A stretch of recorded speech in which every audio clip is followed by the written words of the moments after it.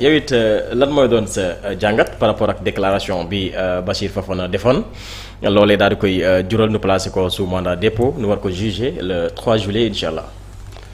D'abord li may njëkk a wax mooy tout à l'heure sëñ Khadim dafa wax ba wax ne nit ñi dañu war a incarner du ñuy wax vertu. xam nga vertu dafa am solo. ci doomu aadama. wallaahi nit boo amul vertu wax dëgg yàlla lépp tu es exposé léppay ñëw. le cas de Bachir Fofana mii man mus naa wax fii benn jour ci émission ne. Bachir Fofana lii mu wax ba ñu kii ko de diffusion de fausses nouvelles. Si jamais mu présenté wu devant les enquêteurs. bu mënta rapporter des preuves bu deful ndànk on va le mettre à la disposition du procureur une fois ñu mettre ko à la disposition du procureur. dana dem ci kaso bi. mandat dépôt la jëm. te mandat dépôt boobu sax man je crains fort. ñu yóbbu ko instruction. heureusement il n'a qu'à estimer heureux bu ñu ko yóbboo flagrance xam nga lu tax ma wax ko. parce que sànq léegi ci sëñ Khadim bi muy développé léegi. wax na ba ne le président de l'Assemblée nationale. nee na mu neñ ne moom moo porte plainte parce que dafa ne kii est-ce que amul ñoo xam ne dafa nekk dafa am ñu derrière ñu nekk ci moom ci gan ci kiyam. mais il faut que ñu gëstu loolu. est-ce que amul ñu nekk ci moom te loolu sax dafa am en réalité. dafa am parce que ñii dañu am benn mission. boo xamante ni dañ leen ko teg. mission bi nekkul lenn lu dul tirer sur l'actuel régime bi nga xam moo fi nekk. tous les moyens sont bons pour wax lu ñaaw ci ñoom loolu moo fi nekk. parce que Bachir Fofana nag nañ wax dëgg wax nañ fi ba tudd Abdou Nguer wax nañ fi ba tudd ay ñoom ay ki nekk Guédiawaye Assane Diouf ak ñeneen ak ñeneen. mais nañu wax tam aussi que ne Bachir Fofana n'est pas un Abdou Nguer Bachir Fofana n'est pas un Assane Diouf. Bachir Fofana du dof. Bachir Fofana il jouit de ses facultés. Bachir Fofana c'est un journaliste. journaliste la. bu fekk journaliste la bu bëggee xarañ ci li muy liggéey. mu dina ci xarañ mais bu fekkee dafa am leneen loo xamante ni daf ko animé. il faut que forcément li dal ko. lu nekk ci ginnaaw. lii mu wax. il l'a fait sciemment. information yu mu joxe moo ko tey joxe ko. mënta ñëw ba léegi de par libération ñuy wax naan muy wax naan mi ngi soog a rendre compte que ne. moom lu mu doon kii erreur la. loolu mënta ne. journaliste doo respecter éthique ak déontologie. journaliste yow xamuloo ne balaa ka ngay diffuser benn information war nga vérifier. sa source même bu fekkee sax da nga am source bi nga xool est-ce que source boobu. source bu fiable ou pas. war nga ko vérifier. amul dara nga xëy benn jour ci benn émission nga wax ko. et il est allé plus loin. il est allé jusqu'à dire ay marque voiture ay Prado wax ko fii gën a grave nag nga wax ne parmi ñi ñu jox marché bi kenn lañ ko jox te ki ñu ko jox dafa nekk sous bracelet électronique. mais xam nga information mënta graaw ba ëpp lu mel noonu. moo tax ma doon wax ne su deful ndànk il risque ñu yóbbu ko instruction. léegi flagrance lañ ko yóbbu Bachir Fofana li ci war dañ ko war a def ci moom. amul di demander aide amul di demander à ce que ñu pardonne ko jëm ci kii non. El Malick Ndiaye c'est le président de l'Assemblée nationale.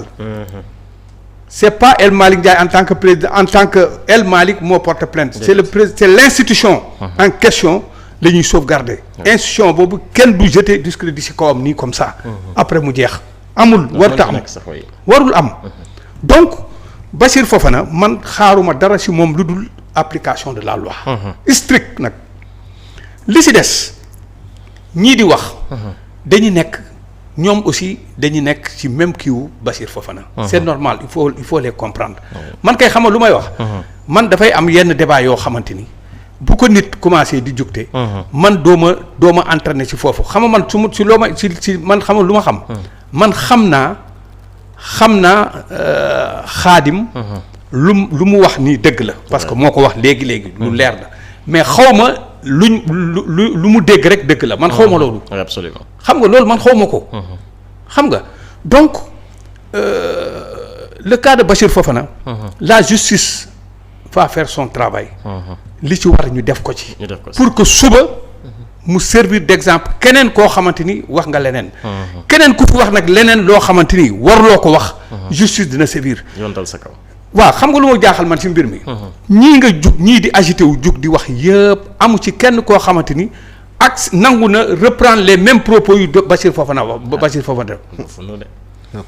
mais il faut que les gens se posent la question pourquoi ñii di nekk ci plateau télé yi di wax guddeeg bëccëg di wax pourquoi li état bi lii personne n'ose xam nga waxaat les mêmes propos yi nga xamante ni moom la wax. pourquoi loolu rek war na édifier Bassirou Fofana que ne ko beneen yoon. dafa am loo xamante ni daf la warul. absolument journaliste dafa war respecter lu ñuy wax éthique ak déontologie. mais malheureusement journalistes yu ñu yor fii moi je me demande est-ce que ils font du journalisme wala lan la ñuy def. journaliste boo xamante ni yow da ngay taxaw bu subaa nga wax. ne lii amul bu subaa nga génn si. pas plus tard que kii ñuy wax naan seen dijaay la xawma seen lan la. moom wax naa wax ba gën a ñuul bërki dem boo njaay la wax fii ne. la xew fële premier ministre président du ko recevoir. ñu ëlbatu ko gis premier ministre président Chine bi recevoir ko. nga ëlbatu ko waaw après nga am osé nag am fitu taxawaat ci plateau yi di wax. mais lu mel noonu boo ko defee lan nga war a waxati. lan ngay wax te gis nga dama lay jox benn affaire gis nga diffusion de fausses nouvelles boobu muy wax noonu bi sëñ Khadim wax li dañu xamul gravité diffusion de fausses nouvelles. li ci code de procédure pénale wax. en son article 250 c'est très grave. démb fan yii xaw ma ndax yéen a ngi koy seetlu pas y a un autre journaliste. du nom de Babacar Fall je crois bu nekk TFM. RFM. il a parlé boo wax ne voyage du premier ministre bi scandale la. xam nga. mais voyage du premier ministre scandale la loolu du diffusion de fausses nouvelles. scandale yow le premier ministre en question muy premier ministre du Sénégal. dem ci tournée économique dem. nit ñi di xaar ay retombées yow nga ñëw di wax naan loolu scandale la. scandale. nee nga scandale la. mais c'est grave xam nga les gens là ils utilisent des mots dañuy jug di kii ils se disent journalistes. di wax ay façon waxin yoo xamante ni man dama xamul si lan lañ koy teg pour di ko wax. bon parfois da nga naan bon d'accord naa sax man que ne ñu si bëri si ñoom dañu am une haine viscérale envers le premier ministre. ñu bëri si ñoom gis nañ ne pour ñoom jàpp nañ ne premier ministre moo leen xañ lu bëri lu ñu daan am. loolu gis nañ ko loolu moom feeñ na carrément. lu bëri si ñoom gis nañ ne Ousmane Sonko depuis que mu ñëw. au pouvoir ba léegi bëri na ñoo xamante ni loolu arrangé wu leen. parce que am na si ñoo xamante ni si loolu lañ doon dund. xam nga arrangé wu leen. loolu gis naa ko mais nag sa waay réew aussi boo ci nekkee. dafa am loo xamante ni daf fi nekk y a ce qu'on appelle la séparation des pouvoirs. gis nga réew nekkul gouvernement rek.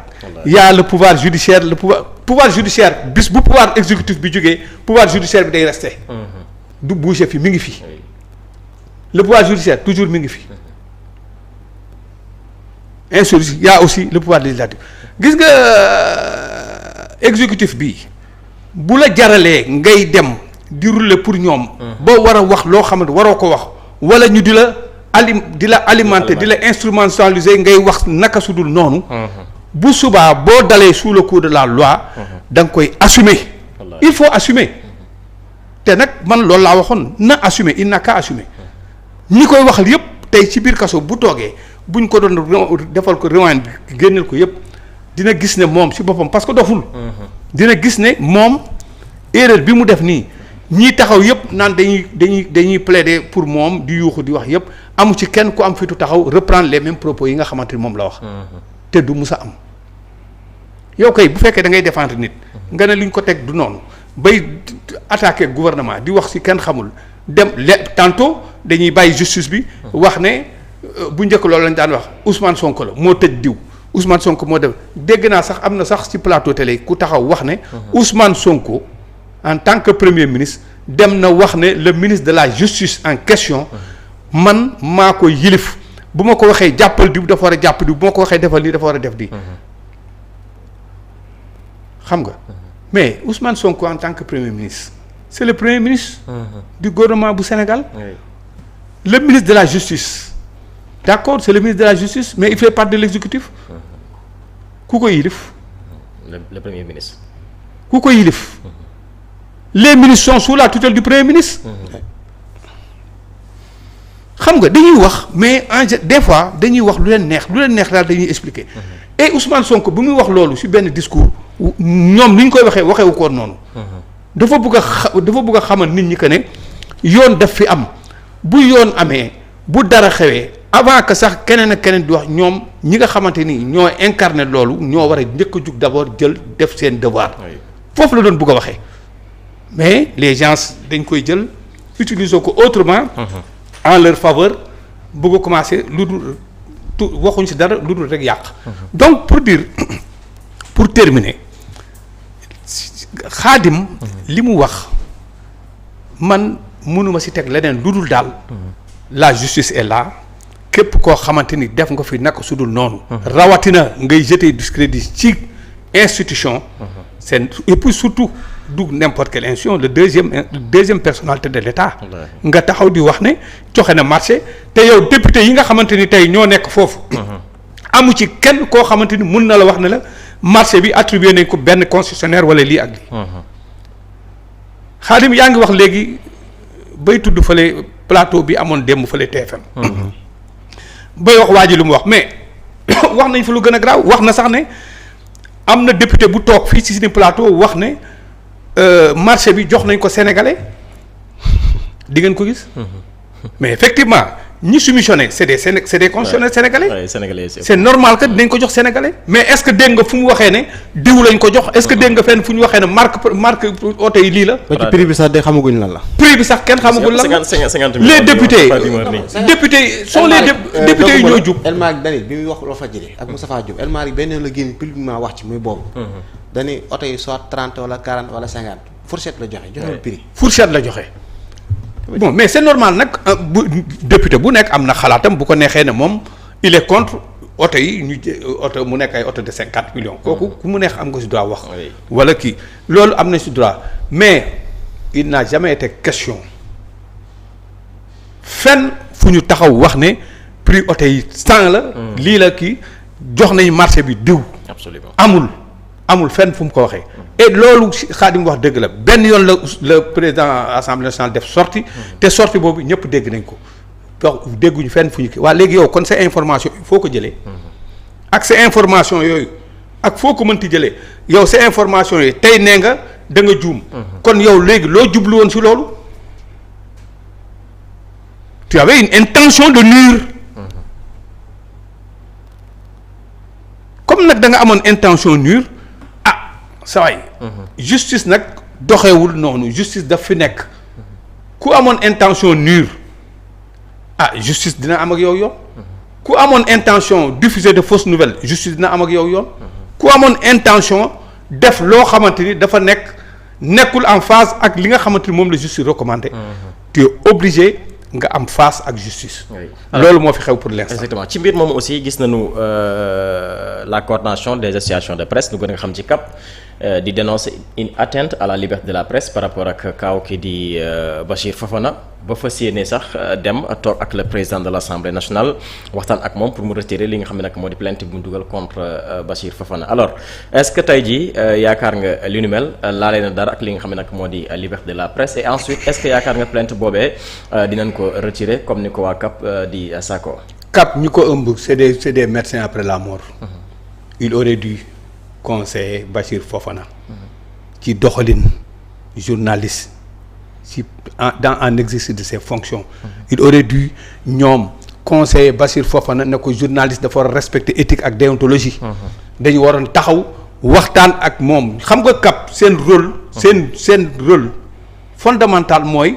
fexe nu ñu gën a tàggateyaatee seeni journalistes. fexe nu ñu di canaliser journaliste de telle sorte que yenn dérive yi du am. loolu def ci bokk parce que journaliste aussi. nit ku nekk jikko nit mënoo ko dindi ah. on peut être journaliste. on peut être constitutionnaliste. on peut être un droit de l'hommiste. on peut être un juriste. mais si tu n'es pas yow bu fekkee sa bopp. yow intègre loo mais forcément yenn yu bëri da nga koy def mais y a des prostituées intellectuelles. am na ñoo xamante ni ce qu'ils font là c'est de la prostitution intellectuelle. te ñuy utiliser seen intelligence.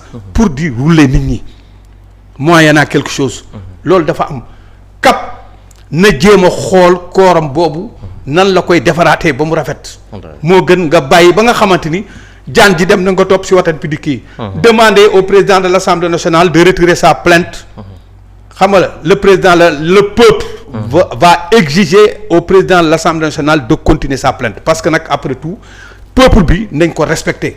le peuple le moment venu élection bu mu jotee dañoo voté te bi ñu voté dañu ne ñii lañ soxla pour ñu nekk ay député yooyu ñuy voté dañu soxla pour ñu représenter ñu fii ci réew mi et seen représentation warta nekk yenn kii donc ñoom dañ leen sas une mission bi ñu leen sas kii di président assemblée nationale jiite institution bi moom aussi dafa am mission buñ ko sas mission boobu ko sas ñoom ñëpp peuple bi mu ngi am droit de regard seen kaw duñu seetaan yéen seen biir ngeen di complotante di kii cap n'est pas légitime pour mën a taxaw naan pour que le président de l'Assemblée nationale retire plainte lam xam nga lu ñu war a def ñoom nañu taxaw publiquement baalu askan wi c'est ça qui est important nañu baalu askan bi gis nga man xamul lu ma metti man toujours samay wax lépp luy nit di def li ñuy def fii yëpp dañ dul sóor askan bi te yow presque lii indi sax lii di am lii indi débat yi di am lii indi yenn postes yi di am lépp askan bee koy def est-ce que seetlu nga loolu kii si la li koy indi yëpp askan bi moo koy def yow bu voté jotee askan bi ngay dem taataan seen baat pour que ñu woteel la pour que suba nga nekk lii wala nga nekk lële waa léegi bu loolu lépp jeexee ba mu jeex ba ñu fal leen ba ngeen toog yéen waru leen sóor askan boobu war leen def de sorte que askan boobu bu mu leen jëppi mais si biir loolu ngeen bëgg a taxaw teg seen dil j'ai apprécié hier à l'Assemblée nationale l'intervention de Tafsir Thioye il a parlé certes c'est un opposant absolument mais il a parlé en tant que responsable wax na ne man je fais partie de l'opposition mais nag fii dafa am ñoo xam dañ ma fal ñoo ma fi indi ma ñu teg ma fii ñi ma fi teg waruma am awma droit à l'erreur lu ma war a def lépp lu jëm lu allant dans le sens de la bonne marche de ce pays rawatina assemblée bii ma bokk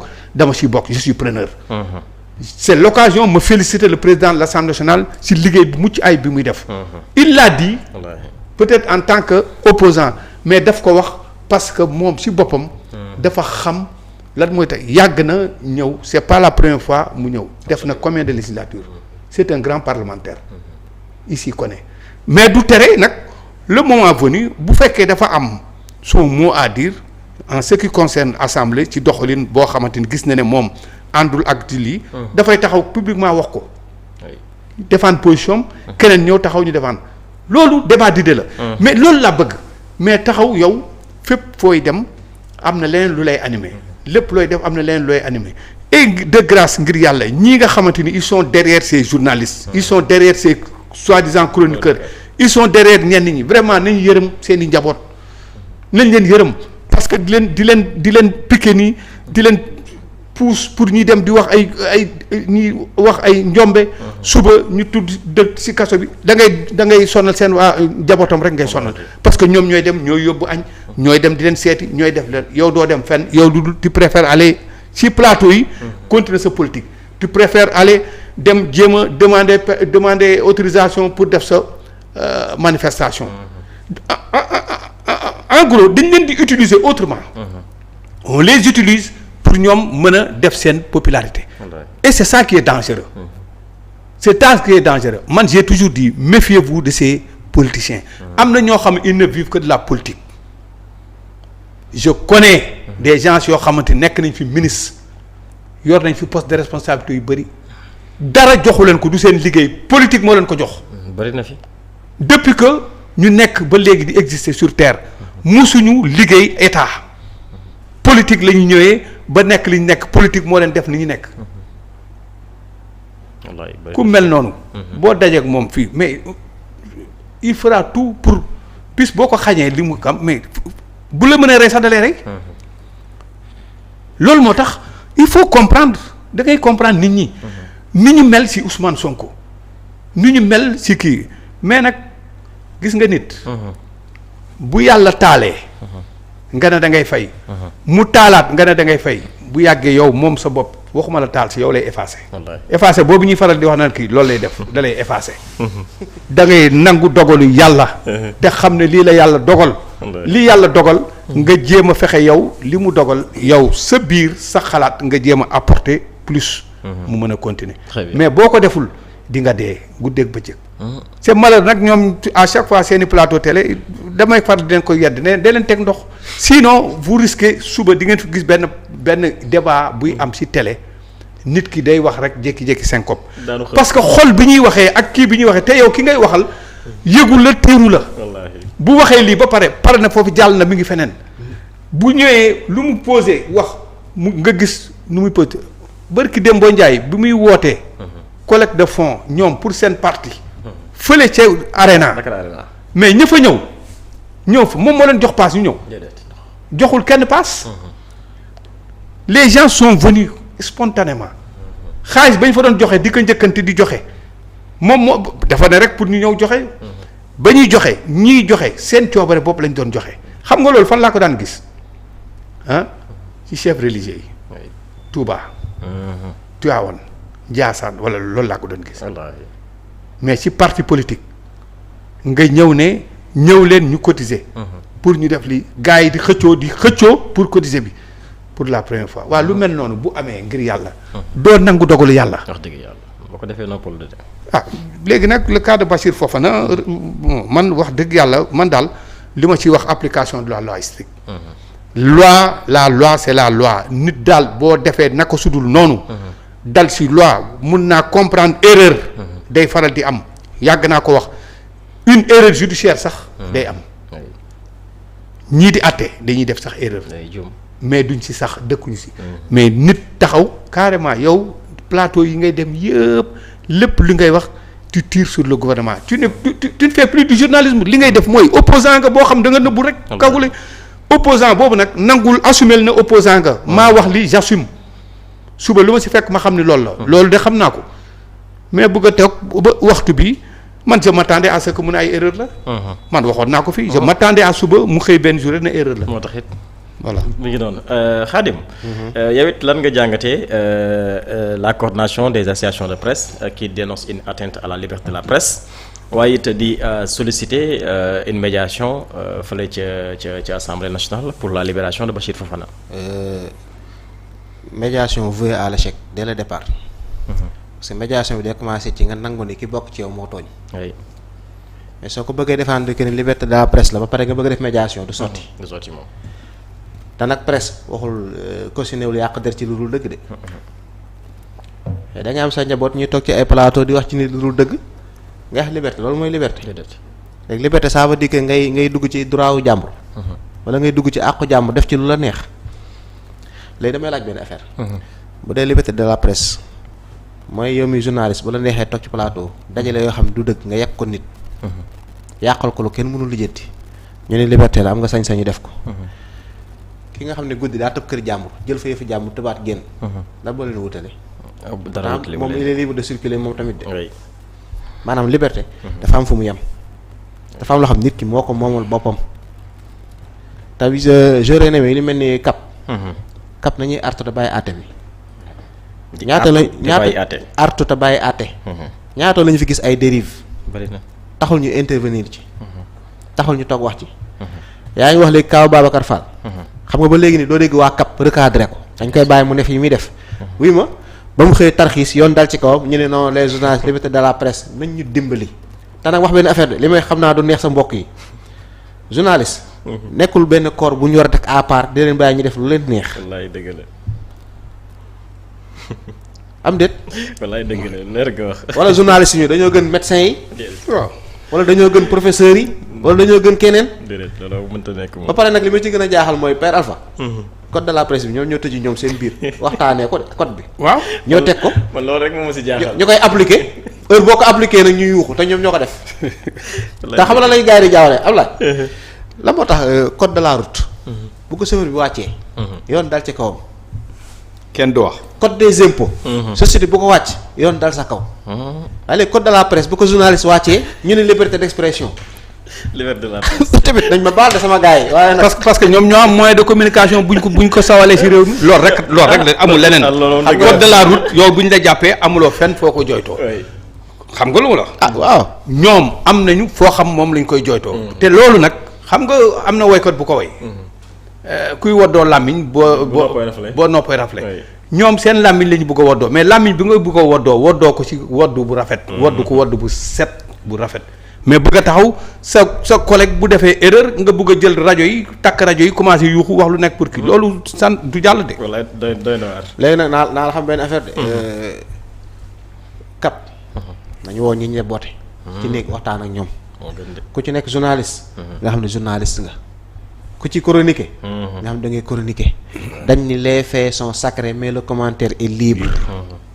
journaliste. faits yi ngay exposé yow yaa ngi nii. leer na ñun li ñu toog di wax am nga ci xalaat. mais doo ko wax. da nga naan rek Babacar da nga naan Bachir Fofana convoqué nañ ko diffusion de fausse nouvelle nangam lu sa xalaat point.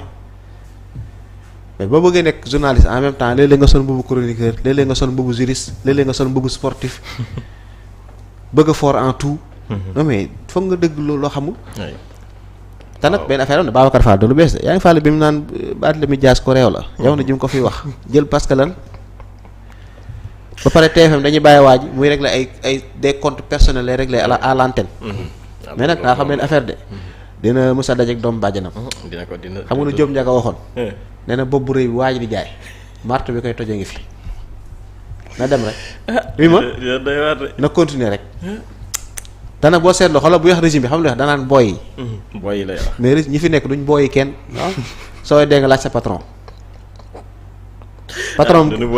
patron génn teel naa génn langue ji. waaw jàpp ñaamur leer nga wax. non bala ma doon xam duñ booyi kenn mu jonjoog ñoom ñii duñ booyi kenn. caaxaan rek. baax na ni ko ci caaxaan rek la nekk alors doyen dañuy àddu ci leneen muy kaaw ki nga xam ne nag moo di Farba Ngom keroog gisoon nañu rapport médical bi nga xam ni defoon nañ ko ci wàllu gu yaram